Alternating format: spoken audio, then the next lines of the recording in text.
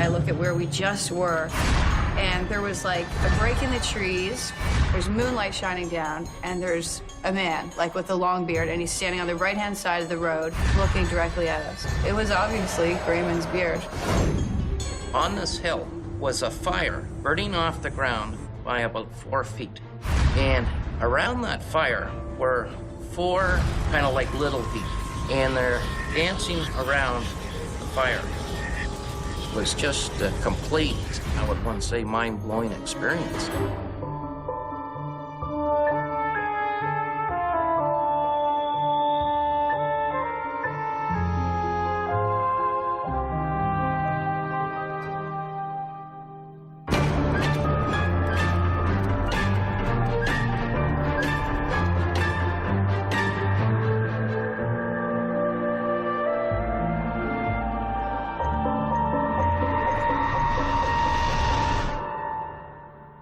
Growing up in Newfoundland is easy. It's super laid back. Kids can walk around in the middle of the night. Just, you know, people there are nice, people are easygoing. It's a really old place. There's a lot of wooded area. There's a lot of, like, I don't know, history, particularly in the Cove. The Cove is well known for ghost stories.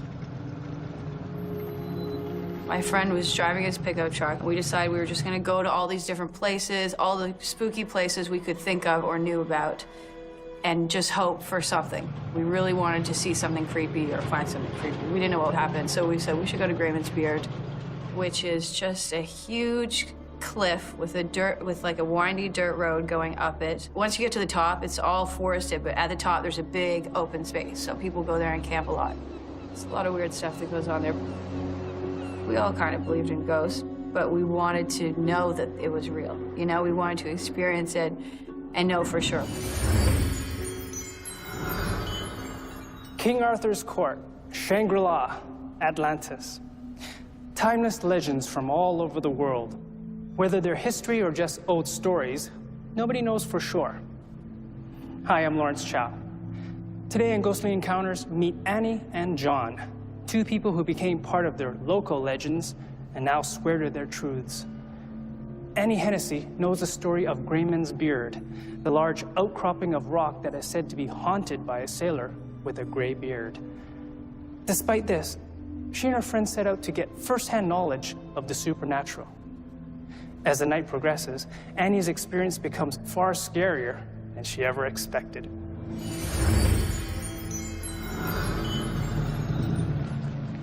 We were in my friend's truck, and it's a pickup truck, so we have our back to the cab so that we're facing out. We're facing like where we're driving away from. And we had a video camera with us, which was awesome. And we thought we were going to be all Blair Witchy after it. We were like, this is going to be the scariest video ever. So we're driving down the path, and it's really windy, and it's really bumpy and rocky. So you have to drive pretty slow, you know. And the trees are somewhat sparse, so at any point you can kind of see through the trees, and you can see where you just left, you know, down the windy path. We get maybe 3/4 of the way down or pretty close to that. And my friend still has a video camera going, and then it just cuts off. And she's like, that's weird, and I can't turn it back on. And the battery definitely wasn't dead. There was loads of battery left.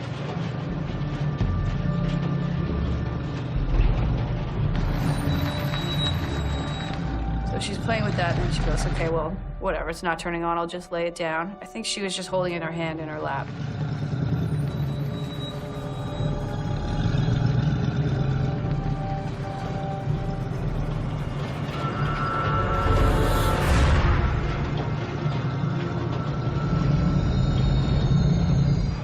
And then we're like, do you see that light further down the path? I would say it looked like a tiny flame, and I feel like it probably might have even been like golden color. That's why it looked like a flame.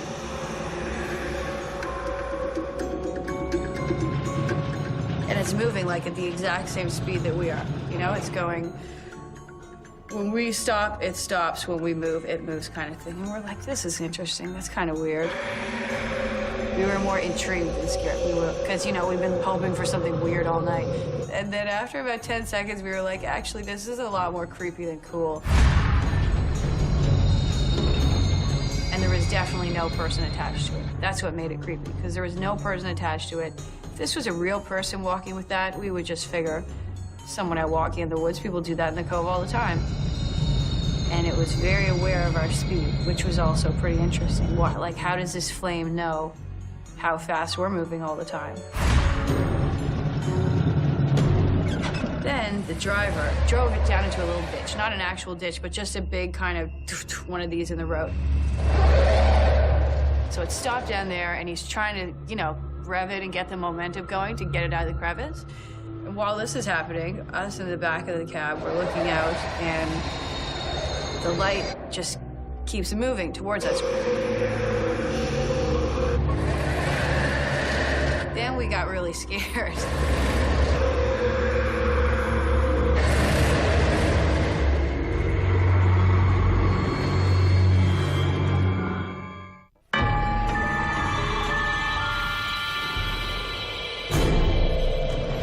The truck kind of stopped into a big crevice in the road, just a big kind of one of these. So it stopped down there, and he's trying to rev it and get the momentum going to get it out of the crevice. And while this is happening, the light just keeps moving towards us, whereas usually it would stay a certain distance and stop whenever we stop. But this time it's still moving down the path towards us. Then we got really scared. And we just started pounding on the window. The driver rolls down the window. He's like, "Geez, what's with you guys? What's your problem? Calm down."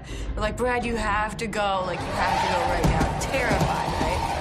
That was what we were hoping for the whole night, but nonetheless, we're terrified. And we couldn't, I don't think we said why. We couldn't spit out the reason why. We were just very concerned with going.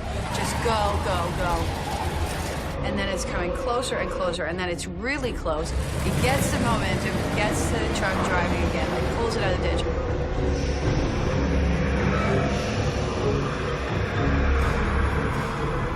The truck starts driving, and just as we start to move, I look at where we just were, and there was like a break in the trees, there's moonlight shining down, and there's a man, like with a long beard, and he's standing on the right-hand side of the road, looking directly at us.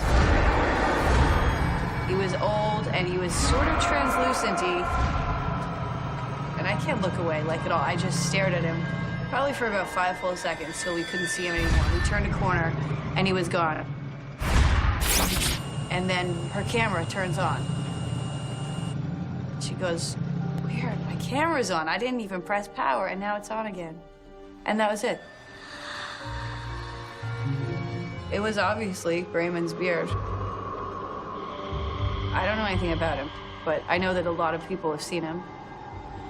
Who knows, maybe he died there. Maybe he's a tortured soul or something. I don't know what else would have made the camera stop. I think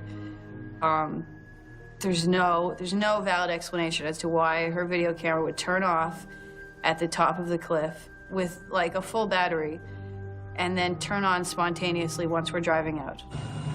We watched the videotape after, and it was exactly as I said. There was a tape of the whole night, us laughing, having a good time, and we get up to the top of the cliff, and it just cuts. And then it just cuts back to us pulling out onto the pavement.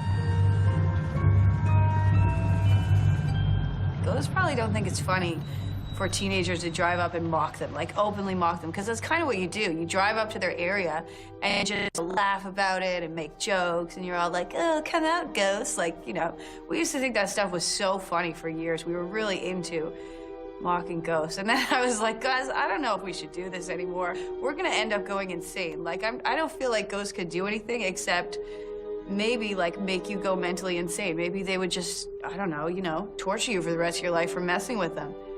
I think they're powerful. I said, guys, I'm not doing this anymore. They still kind of talk about it. And they're like, "We should go out sometime and do that again." And I'm like, no, we're too old for that.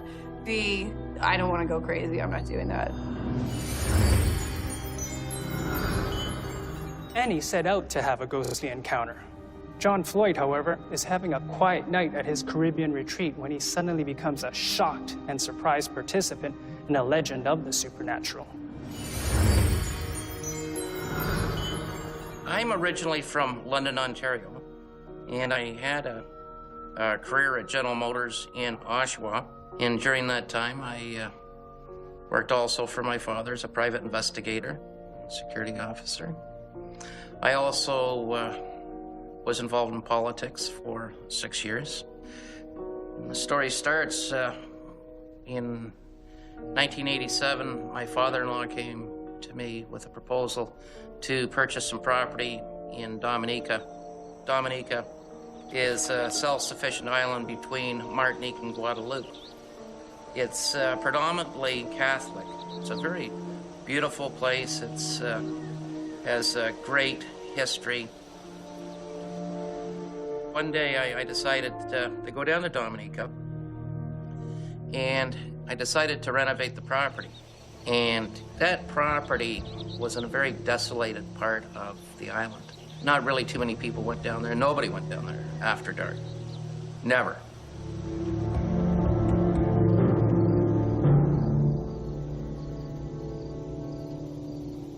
It is so well etched in my mind that it was like yesterday. One of the guys that I was down with, Clive, this is a story that we talk about. It was a very dark night, but it's very clear down there. And approximately 100 yards away from us, we noted a light. And at first it was stationary. We didn't see any car lights come down. Nobody comes down there. So that was pretty strange. And tried to figure out, well, what might this be? And then the light started moving. It started to move along the bottom part of the bay and into the bush. We didn't hear anything, and we couldn't see a form or anything like that. And we knew at this time there was something very, very wrong with the situation. That this is not a reality. This is something much, much different.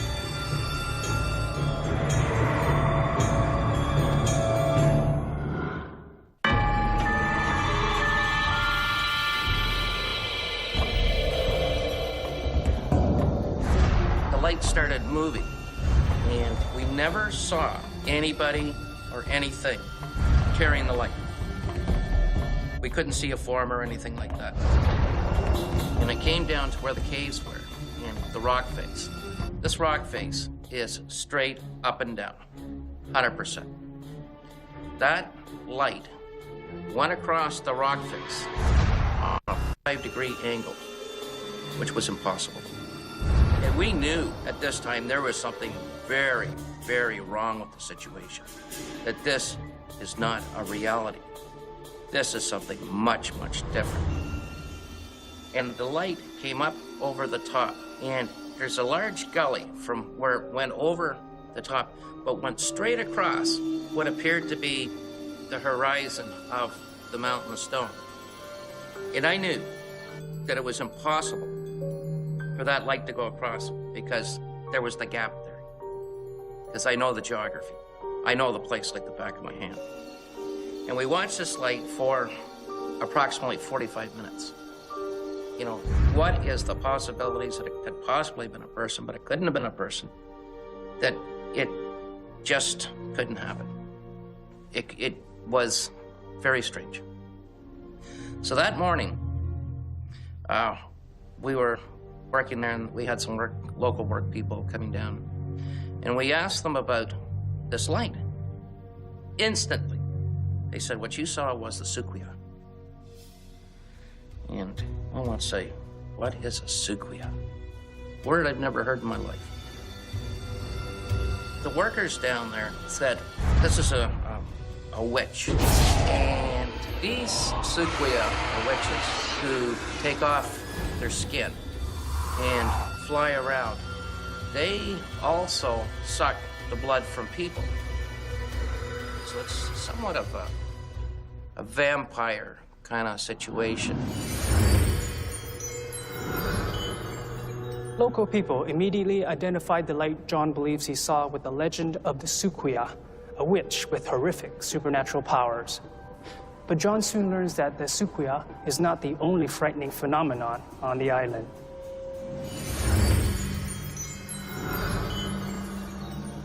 So the next night, it's about midnight, and Clive said, come over here, you gotta see this. there's quite a hill that comes down. And it was just absolutely incredible. On this hill was a fire burning off the ground by about 4 feet. And around that fire were 4 kind of like little feet. They were approximately 4 feet in height, and they're dancing around the fire. And I very vividly remember they're dancing, their feet were going up and down, almost like they were sort of prancing. And they were somewhat translucent. And the fire that was burning was not a bright fire. It also seemed to be somewhat translucent. I guess the closest way I could describe it, they were like forms. Now this is about 70 feet away, so it's very close, very clear. There was nothing obstructing vision. There wasn't anything in the way to create a reflection or anything like that. At first, there was a little bit of fear. I was very curious. We watched it for a good half hour, and Clive was gonna go sort the situation out. I said, Clive, don't. Let these things, whatever they are, continue to do what they're doing. We'll just go to bed. So we went to bed, and the next day, I went to exactly where that site was. And I searched the ground. I was down on my hands and knees. I was looking for ash. I was looking for a cinder. I was looking for anything to show evidence of any kind of fire there whatsoever. And there was nothing there. No evidence of any type of disturbance. And it was funny because when the guys came down to work that morning and we spoke to them about the fire and how I searched the ground and stuff like that, they just said, you know, you're not going to find anything. There won't be anything.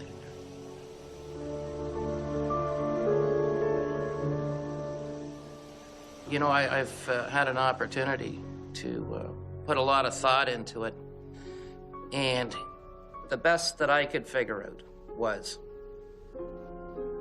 the fire was burning off the ground by approximately 4 feet. How could that possibly happen? Well, due to the fact Dominica has a huge amount of rain, and there's a lot of erosion. Potentially 1,000 years ago, that fire would have been burning right on the ground. As for the 4 little people that were dancing around the fire, many, many years before, that was an Indian encampment. And I started thinking that somehow or another, what we saw those nights were spirits of the First Nations people. And it certainly goes to show that it was an incredible